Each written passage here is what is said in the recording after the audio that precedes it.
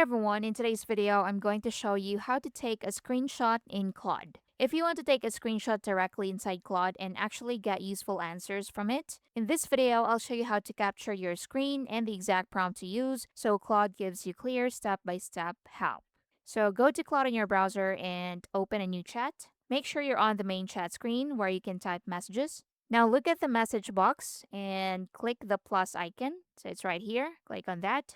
Now, a menu will appear with options like add files or photos, add to project, skills, connectors, web search, use style, and most importantly, take screenshot. So let's click on take a screenshot.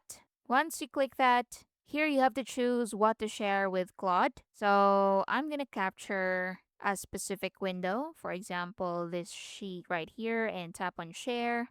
And the screenshot will instantly show up in the chat box instantly. So before sending it, this is where most people mess up. So don't just send the image, use this exact prompt. So you can say analyze this screenshot and explain what's happening, identify any issues, and give me step-by-step instructions on what to do next. So this makes Claude more accurate, more specific, and way more helpful. Now once done, tap on submit or this arrow right here to submit the message. And Claude will explain everything and gives you step-by-step instructions on what to do next. Now, if you don't see the screenshot option, you can refresh the page. You can use Chrome or Mozilla Firefox or Edge and make sure permissions are enabled.